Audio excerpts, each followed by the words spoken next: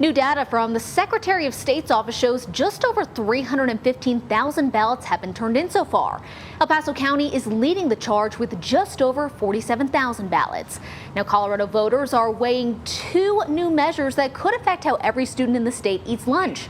News 5's Michelle Reyes joins us in studio with a look at what's on the ballot and also what it could mean for schools and taxpayers. Michelle.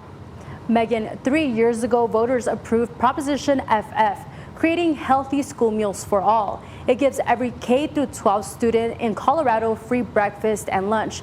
But that funding is now running thin, and two new measures on the ballot, LL and MM, aim to keep the program going. I asked parents their take on the ballot measures. Not having to worry about whether they have money or if they're going to be able to eat at school each day just takes one thing off of our plates. I like school lunches, however, I do not support it because it is actually a blank check to remove Tabor in the future. But what do those two measures really mean? Proposition LL would let the state keep about $12 million in surplus tax revenue it collected beyond what voters approved in 2022. Those funds would stay in the Healthy School Meals for All program instead of being refunded under taxpayers' Bill of Rights. 600,000 kids across Colorado benefited from Healthy School Meals for All, and we want to continue to extend that through the passage of Proposition LL and MM. Proposition MM would reduce tax deductions only for households making over $300,000 a year, generating roughly $95 million annually for the meal program. Critics like John Caldera argue not everyone should have a say in the decision. Since the tax is only on people who are making over $300,000, shouldn't people who only make $300,000 be the ones voting on this?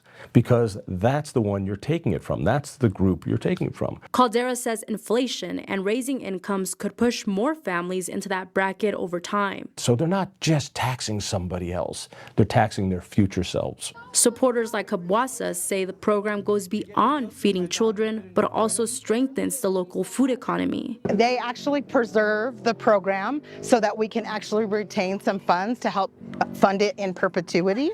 And they also, again, like I said, continue to create that economy that helps farmers, cafeteria workers, and children get fed. Caldera says the program's original promise of sourcing food locally hasn't fully happened, and taxpayers shouldn't foot the bill for all students. There was not enough money, there was not enough planning. The promise that the food would be locally sourced never happened. At the end of the day, we have an incredible opportunity to support our local economy, our local agricultural economy, as well as our local food system. If LL passes but MM fails, the program keeps some funding but won't expand. If MM passes and LL fails, new revenue comes in, but leftover funds are refunded. Only if both pass does the program expand and fully continue uninterrupted, meaning more local food grants, fully funded staff raises, and long-term stability.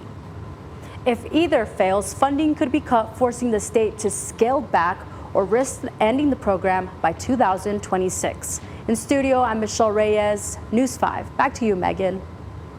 Michelle, thanks so much. For a full breakdown of the ballot measures in counties across southern Colorado, you can visit our website, KOAA.com, or download the free News 5 app.